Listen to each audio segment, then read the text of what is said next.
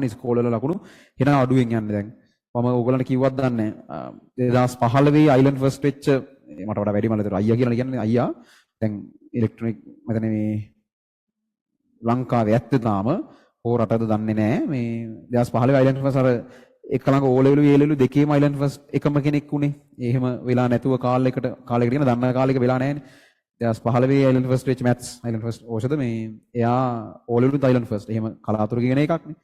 එයාගේ අන්තිම term test එකට කෙමිස්ට්‍රි තිබ්බේ ලකුණු 89යි. ඒක ලොකු ලකුණක්. ඒ කියන්නේ මේ රොයල් එකේ ලකුණු 89ක් තිබුණේ.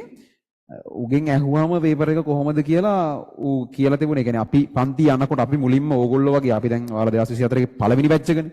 ඒගොල්ලෝ 22 වගේ එතකොට 22 කියන්නේ දැන් හෙට අනිද්දා ලියන බැච් එක. අපි ඒ කාලේ ක්ලාස් යනකොට මේ ඒගොල්ලෝ එහෙම හම්බෙනවා රෙමේ දැකලා තියෙනවා. උන්ට ඒ කාලෙත් එන පොඩි තියෙනවා. ඉතින් එන ප්ලේස් එකක් තියෙනවා ඒගොල්ලෝ හරිද? අන්තිම වෙද්දී එහෙම එකක් පොඩි එකක් හැදෙනවා. ඒතකොට මේ එයාලගෙන් අර ටර්ම් ටෙස්ට් එකේ ලකුණු ගැන අහනකොට එයාලා කියලා තියෙන්නේ අපි අහලා නෙමෙයි වෙනේ උන් අහලා අපි අහලා තියෙන ඌ කියපු එක අවුලක් නැහැ. ප්‍රශ්න එකමාරක් ලියන්න වෙලාව මදි වුණා. ඒ කියන්නේ දැන් එසේ එකේ කෙමිස්ට්‍රි පේපර් එකේ එසේ එක ගැන කියලා තියෙන හරිද? එසේ පේපර් එකේ ස්ට්‍රක්චර්ඩ් එසේ කියලා ව්‍යුහගත රචනා කියලා ප්‍රශ්න 4ක් තියෙනවා. එසේ කියලා ප්‍රශ්න 4ක් තියෙනවා. ස්ට්‍රක්චර්ඩ් එසේ ප්‍රශ්නයකට ලකුණු ඒ කියන්නේ 50න් බැලුවොතින් දැන් පේපර් එකේ 100 හැදෙනකොට ඒ කියන්නේ එසේ එකට 50යි MCQ එකට 50යිනේ. MCQ ප්‍රශ්න 50ක් තියෙනවා. A level පේපර් එකේ MCQ ප්‍රශ්න 50යි. ස්ට්‍රක්චර්ඩ් එසේ ප්‍රශ්න 4යි. එසේ ප්‍රශ්න 4යි. ඒතර මේකෙන් ලකුණු 50ක් එනවා. ස්ට්‍රක්චර්ඩ් එකකට ලකුණු 5 ගානේ 5 වරක් 4 20ක් එනවා. ඒ කියන්නේ MCQ එකට ලකුණු 1 ගානේ 1 වරක් 50 50ක් එනවා ලකුණු. ස්ට්‍රක්චර්ඩ් එකට 5 ගානේ ප්‍රශ්න 4ට 5 වරක් 4 20ක් එනවා. එසේ එකට 7.5 ගානේ ප්‍රශ්න 4ට 30ක් එනවා. ඒතර ඔය ටික ඔක්කොම එකතු කරාම 100ක් හැදෙනවා. ඊට මම කිව්වේ ඉස්කෝලේ වල ටර්ම් ටෙස්ට් වල පේපර්ස් දෙන්නේ කරන්න බැරි වෙන්නේ. ඒ කියන්නේ එහෙම වෙන්න බෑනේ. ලංකාවේ බලනකොට ප්‍රශ්න එකමාරකට වෙලාවම දිනවා කියන ඉතින් වැඩක් නැහැ. හරි.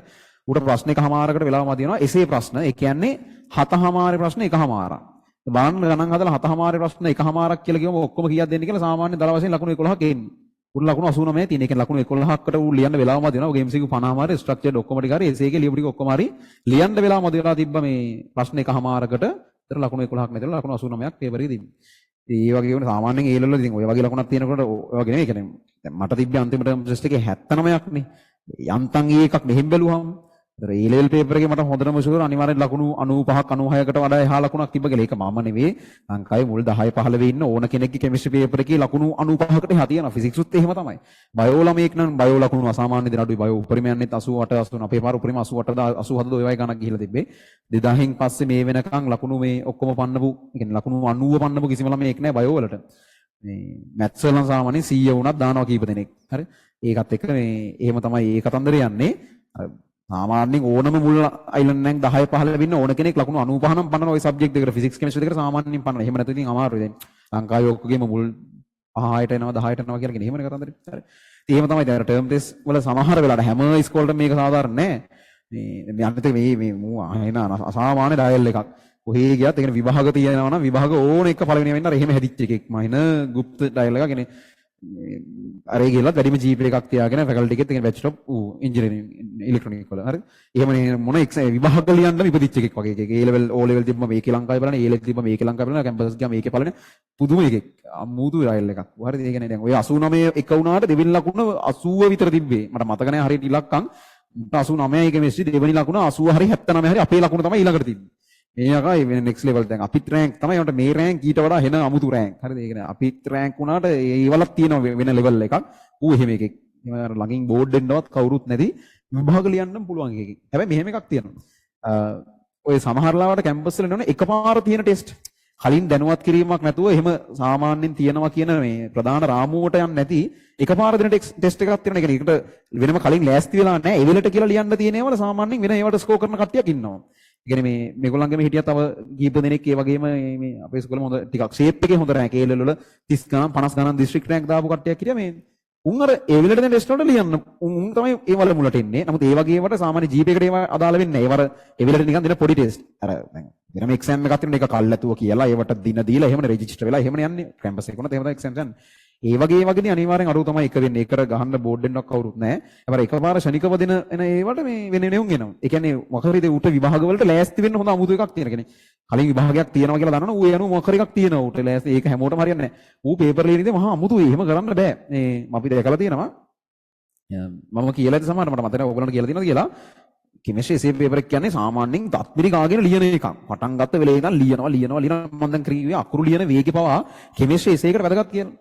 මූ පේපර් එක ගත්තම සාමාන්‍ය විනාඩි 45ක් විතර පේපර් එක උඩ අර ඔළුව මෙහෙම මේසෙ උඩ තියාගෙන වතුර බිබී මේ පේපර් එක පෙරලා ඉන්නවා. හරි. ඒ කියන්නේ එයා කරනවා කියලා කියන්නේ එසේ පේපර් එක විනාඩි 45ක් විතරම මුළු පේපර් එකම කියවලා පේපර් එකටම උත්තර ඔළුවේ හදාගෙන යනවලු. හරි. ඒක නිකන් හරි පළවෙනි ප්‍රශ්නේ ගත්තා. ඒක උත්තර හදාන්න ගණන් සමහර සුළු කරන්නේ නැතුව එතන දල වශයෙන් ඔක්කොම මේ උත්තර ටික ඒක ඔළුවේ හදාගෙන හදාන්න දල වශයෙන් හිතාගෙන ඒක සාමාන්‍ය මනුස්සයෙකුට කරන්න අමාරුයි. අර ඒකට පුළුවන් ඉතින්. හරි. යාගේ විදිය. ඊට පස්සේ අන්තිමේට හොගලා ලියන්න පටන් ගන්නවා. ලියද්දි ඉතින් එයාට හිතන්න දෙයක් නැහැ. ඔහේ ලියාගෙන නෑ. අර එහෙම කරද්දි වෙන්නේ නොසලකිලිමත් වැරදි වෙනවලු. හැම ප්‍රශ්නෙම දෙපාරක් කියවලානේ. සමහරවිට අපි ප්‍රශ්නේ කියවලා උත්තරේ ප්‍රශ්නේ කියවද්දි වෙන එකක් ඔළුවට දාගෙන අපි සමහරවිට ප්‍රශ්නෙත් හදාගෙන උත්තර ලියලා තියෙනවා. අහලා තියෙන එකක් අපි ලියන්නේ වෙන එකක්. හරි.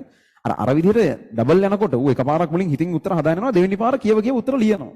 ඒතර දෙවෙනි වතාවට ඇත්තටම හිතන්න කියලා ලොකුත් දෙයක් නැහැ. ප්‍රශ්නේ කියවුවා උත්තර ලියාගෙන ලියන්නේ ගියා. මාර ලස්සනයි පේපර් එක. අන්තිම මේ උත්තරේට ඉරිදෙක් ගහන අඩුරු වලින්.